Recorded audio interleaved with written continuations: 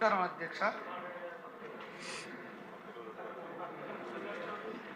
అధ్యక్ష.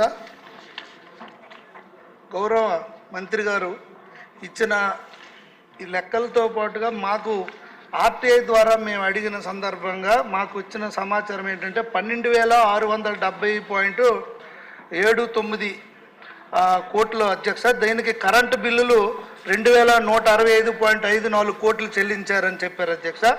దీనికి 10,505.25 కోట్లు ఇవి ఎక్కడికి వెళ్ళాయి, ఏం చేశారు, ఎవరిని అడిగి డబ్బులు పంచాయతీ ఖాతాల నుండి తీసుకున్నారో తెలియజేయాలి అధ్యక్ష. ఇప్పుడు రాజ్యాంగం 73-74 సవరణ ప్రకారం 243G ఆర్టికల్ 11వ షెడ్యూల్లో పేర్కొన్న విధంగా సర్పంచులకి మీకు తెలిసిందే అధ్యక్ష చెక్ పవర్ ఉంది.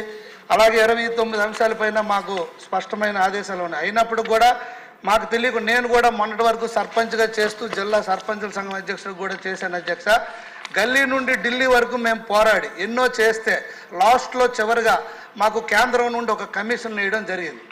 వాళ్ళు 5 పంచాయతీలకి వెళ్ళి కనుక్కొని ఒక రిపోర్ట్ నివేదిక ఇవ్వడం జరిగింది. ఆ నివేదిక కూడా మొన్నటి వరకు బట్టబయలు కాని పరిస్థితి.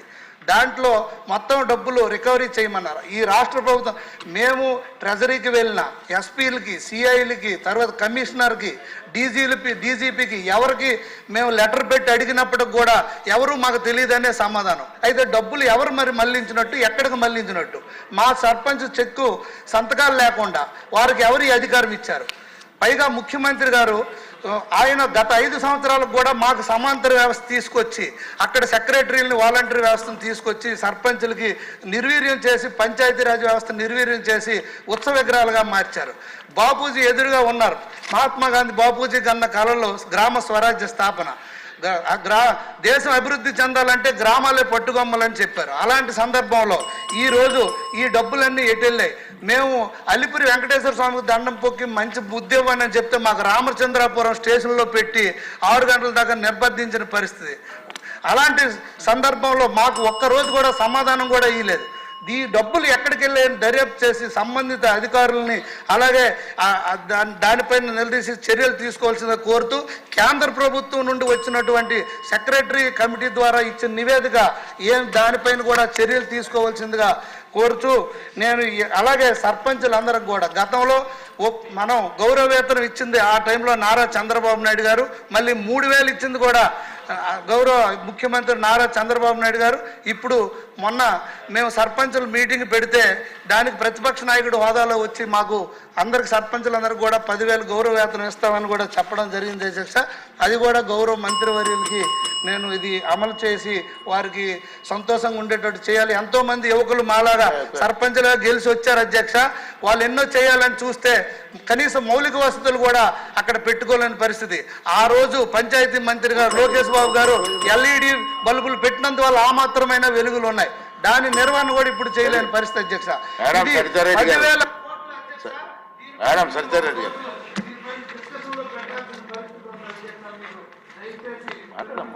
మన జాతిపిత మహాత్మా గాంధీ కలలు కన్న గ్రామ స్వరాజ్యం గ్రామాల్లో స్థాపించాలనే మంచి ఉద్దేశంతోనే ఈ కేంద్ర ఆర్థిక సంఘము గ్రామ పంచాయతీలకు, మండల పరిషత్తులకు మరియు జిల్లా పరిషత్తులకు నిధులు విడుదల చేసింది అధ్యక్ష. గత ప్రభుత్వం ఈ నిధులను సక్రమంగా విడుదల చేయడంలో పూర్తిగా విఫలమైంది అధ్యక్ష. పంచాయతీలకు చెందాల్సిన దాదాపు 12,000 కోట్ల స్థానిక సంస్థల నిధులను వైసీపీ ప్రభుత్వం దోచుపోయింది అధ్యక్ష. గ్రామ ప్రథమ పౌరులైన సర్పంచులు ఉత్సవ విగ్రహాలుగా మారారు అధ్యక్ష. గత ప్రభుత్వంలో సర్పంచులు మాత్రం తమ గ్రామాల్లో కనీసం బ్లీచింగ్ పౌడర్ కూడా నిధులు లేక రోడ్డు మీద భిక్షాటన చేసిన సంఘటనలు కూడా మనము పేపర్లో చూసాం అధ్యక్ష. సర్పంచులకు పవర్ లేదు, పంచాయతీల్లో ఖాతాల్లో నిధులు లేవు అధ్యక్ష. గతంలో సర్పంచ్ నిధులల్లా ఏవైతే వాళ్ళు ప్రాధాన్యత ఇచ్చారో గత ప్రభుత్వంలో గ్రామ సచివాలయాలకు అలాగే ఆర్బీకే కేంద్రాలకు మాత్రమే భవనాలు కట్టడానికి వాడేశారు అధ్యక్ష. అంతేకాకుండా అక్కడ విద్యుత్ బకాయిలు కూడా సర్పంచుల నిధుల నుంచే కట్టడం జరిగింది అధ్యక్ష. సర్పంచులు గ్రామాల్లో సమాధానాలు చెప్పుకోలేక తెల్లముఖం వేయాల్సిన పరిస్థితి ఏర్పడింది అధ్యక్ష. స్ట్రీట్ లైట్లు వేయాలన్నా, డ్రైన్స్ క్లీన్ చేయాలన్నా, బోర్డులు రిపేర్లు చేయించుకునే పరిస్థితి కూడా లేదు అధ్యక్ష గత ప్రభుత్వంలో. అదే మన ప్రభుత్వం అధికారంలో ఉన్నప్పుడు లోకేష్ బాబు గారు పంచాయతీరాజ్ మినిస్టర్గా ఉన్నప్పుడు అధ్యక్ష మనము దాదాపు 25,000 కిలోమీటర్లు రోడ్లు వేయించడం జరిగింది అధ్యక్ష. అలాగే 27 లక్షల ఎల్ఈడి లైట్లు కూడా వేయించడం జరిగింది అధ్యక్ష. జలజీవన్ మిషన్లో మన ఏపీని 6వ స్థానంలో నిలబెట్టడం జరిగింది అధ్యక్ష. అలాగే 36 లక్షల కుటుంబాలకు వ్యక్తిగత మరుగుదొడ్లు కూడా కట్టించడం జరిగింది అధ్యక్ష. ఏ పని జరగాలన్నా కానీ సర్పంచ్ ఆదేశాల మేరకే జరిగేది అధ్యక్ష. కానీ ఈ వైసీపీ ప్రభుత్వంలో కనీసం 1 కిలోమీటర్ రోడ్డు కూడా వేయలేని పరిస్థితి అధ్యక్ష. అంతేకాకుండా అధ్యక్ష జలజీవన్ మిషన్లో ఈరోజు మన రాష్ట్రం 26వ స్థానంలో ఉందంటే సిగ్గుపడాల్సిన విషయం అధ్యక్ష. కాబట్టి అంతేకాదు అధ్యక్ష, వీళ్ళు 5 ఏళ్లలో ఒక మరుగుదొడ్డి కూడా కట్టలేదు. గ్రామ పంచాయతీలకు నిధులు లేక గ్రామాల పరిస్థితి నిర్వీర్యంగా అయింది. అంతేకాకుండా ఇప్పుడు మనకు వర్షాకాలం అధ్యక్ష, డయేరియా కూడా వస్తూ ఉంది. ఎక్కడ వాటర్ స్టాగ్నేట్ అయితే అక్కడ బ్లీచింగ్ పౌడర్ జల్లడానికి కూడా లేదు అధ్యక్ష. కాబట్టి మీ ద్వారా ఒకటే తెలియజేస్తా ఉన్నాం అధ్యక్ష, గ్రామ పంచాయతీలకు నిధులు విడుదల చేయాలని మీ ద్వారా మంత్రి గారిని కోరుతా ఉన్నాను అధ్యక్ష. రామాంజలి గారు, ఇది అందరూ అంగీకరించాల్సినటువంటి సత్యమే అధ్యక్ష. ఎందుకంటే 2019-24 మధ్య వైసీపీ ప్రభుత్వం యొక్క నిర్లక్ష్య ధోరణి వల్ల పంచాయతీ వ్యవస్థలో చీకటి కోణాన్ని చూశాం. అయితే అధ్యక్ష, ఈ సందర్భంగా గతాన్ని మనం నెమరు వేసుకుంటూ మరొక విషయాన్ని కూడా చూడాల్సినటువంటి అంశం ఉంది. 2014లో రాష్ట్రం విడిపోయిన తర్వాత తమరు మంత్రిగా ఉన్నారు అధ్యక్ష. కాదు, సబ్జెక్ట్ ఇంకా బిజినెస్ చాలా ఉంది, సింపుల్ గా మాట్లాడండి సార్. 2014-19 మధ్య తమరు కూడా పంచాయతీరాజ్ మంత్రిగా ఉన్నారు, నేను కమిషనర్గా పనిచేశాం. 22 డిపార్ట్మెంట్లతో కన్వర్జెన్స్ చేసి మురిగిపోతున్నటువంటి నిధులు కూడా ఆనాటి ముఖ్యమంత్రి చంద్రబాబు నాయుడు గారు తెప్పించి పంచాయతీలకు ఒక స్వర్ణయుగాన్ని చూపించడం జరిగింది. అదే వ్యవస్థను తిరిగి మరి ఇప్పుడు మా డిప్యూటీ ముఖ్యమంత్రి గారు చొరవతో అదే వ్యవస్థను తీసుకురావాల్సినటువంటి ఆవశ్యకతను నేను మీ ద్వారా మంత్రి గారికి విన్నవించుకుంటున్నాను అధ్యక్ష. మరొక విషయం ఏంటంటే, నిధులు ఎలాగో మురిగిపోయినటువంటి సందర్భం చూసాం. అయితే తెలుగుదేశం ప్రభుత్వంలో ఈ తోపుడు అంటే చెత్తలాగేటటువంటి కార్మికులకి ఇచ్చినటువంటి 7,500 పవర్ ఆటోల్ని మరి కనీసం వాళ్ళకి ఇవ్వకోకుండా ఎక్కడో గోడౌన్లో దాచినటువంటి వైనం మీద కూడా విచారణ జరిపించాల్సినటువంటి అవసరం ఉంది.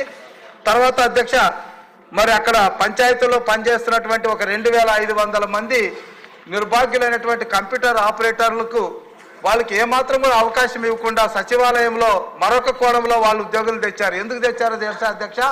2019లో మనం దిగిపోయేటప్పుడు ఫిబ్రవరి నెలలో వాళ్ళకి 15,000 జీతం ఇచ్చినటువంటి పాపానికి తెలుగుదేశం 15,000 జీతం చేసింది కాబట్టి మీరు మా వాళ్ళు కాదని చెప్పి కొత్త వ్యవస్థను తీసుకొచ్చారు సచివాలయంలో. మరి వీళ్ళకి ఈరోజు ఫైనాన్స్ నిధుల నుంచి జీతాలు చెల్లించాల్సిన సమయంలో వాళ్ళేమో నిధులు పక్కదారి పట్టించారు. వాళ్ళకి జీతాలు లేక ఆకలితో అలమటిస్తున్నారు. ఒకవైపు సర్పంచులు బజార్లో భిక్షమెత్తారు, మరొక వైపు సిబ్బంది జీతాలు లేక అవస్థలు పడ్డారు. ఇది వైసీపీ ప్రభుత్వంలో పంచాయతీ వ్యవస్థకు పట్టినటువంటి గ్రహణం అధ్యక్ష.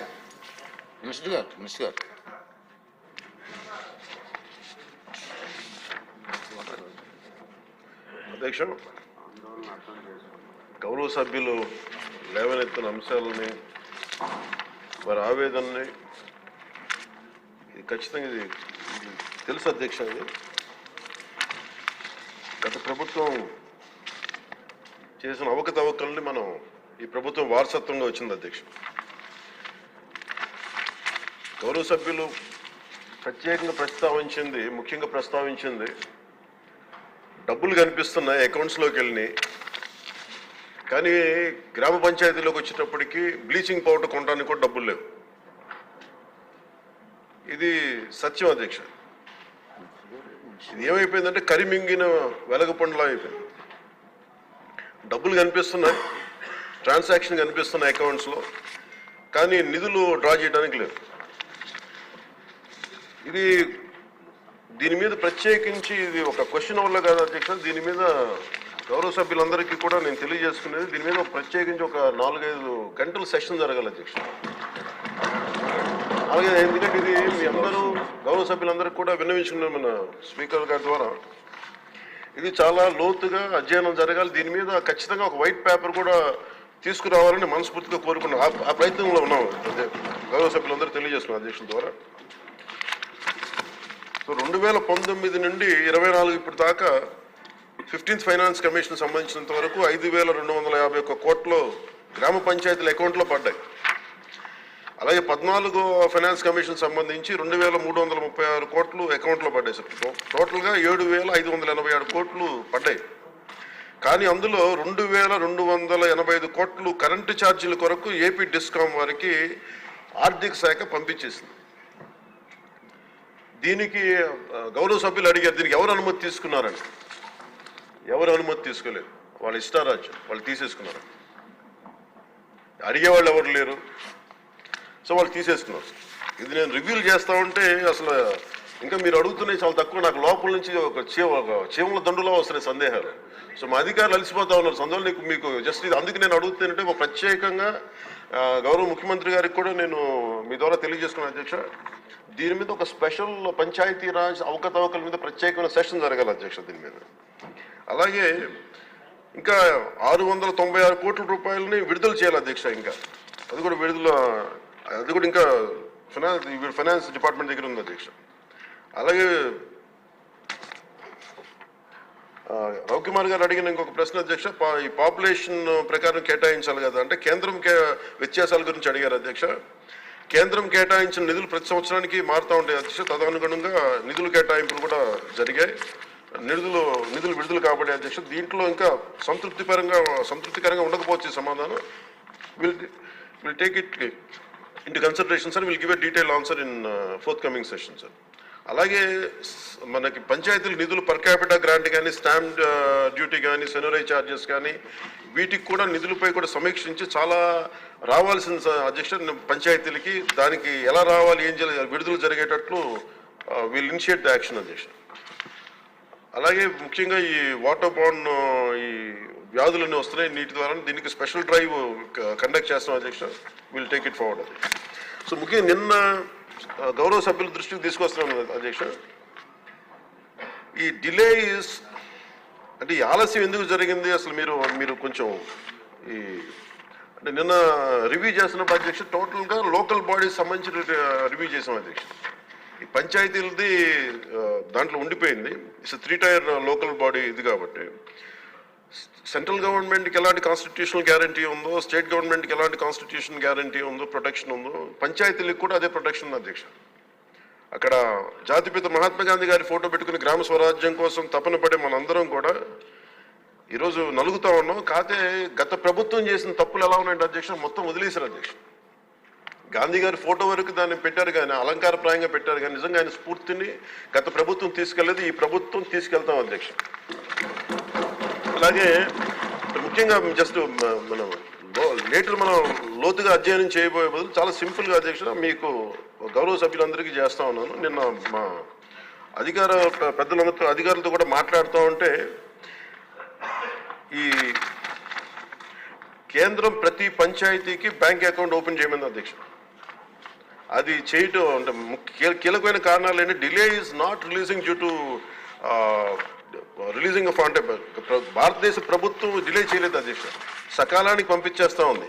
కానీ కొంతకాలం ఏమో పంచాయతీ మన ఎన్నికలు జరగకపోవటం వల్ల ఇంకొకసారి వీళ్ళు అడిగింది non integration towards PFMS by the state government.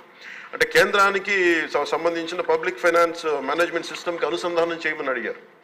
మొదటి 2 సంవత్సరాలు వీళ్ళు సరిగ్గా చేయకపోవటం వల్ల మేము మిమ్మల్ని డైరెక్ట్గా పంచాయతీ ఖాతాల్లోకి వెళ్ళాలి, అందుకని మీరు పిఎఫ్ఎంఎస్కి మీరు అనుసంధానం చేయండి. అది చేయకపోవటం వల్ల కూడా అదొక మేజర్ డిలేస్ అధ్యక్ష. అలాగే డ్యూ టు ఎలక్షన్స్ని నిర్వహించుకోవడం దానివల్ల కూడా ఆలస్యమైంది అధ్యక్ష. ఇవన్నీ చూస్తే నేను మీకు ప్రత్యేకించి సభకి నేను ఈ పంచాయతీరాజ్ శాఖ బాధ్యత తీసుకున్న నేను మీకు మాటిస్తున్నాను. మీకు దీంట్లో జరిగిన అవకతవకలు కానీ, గత ప్రభుత్వం చేసిన తప్పులు కానీ, అలాగే భవిష్యత్తులో మేము చేస్తున్న రోడ్ మ్యాప్ కానీ సవివరంగా మీకు తెలియజేసి ఈ కరెక్షన్స్ చేసుకొని గాంధీ గారి స్ఫూర్తిని, గ్రామ స్వరాజ్యాన్ని ఈ ప్రభుత్వం సంపూర్ణంగా పాటించి గ్రామ స్వరాజ్యం తాలూకు నిధుల్ని తిరిగి పంచాయతీలకే చెందేలాగా, తిరిగి పంచాయతీలకు వచ్చేలా మేము చర్యలు తీసుకుంటాం. మీ అందరికీ గౌరవ అధ్యక్షుడు తెలియజేస్తున్నాం.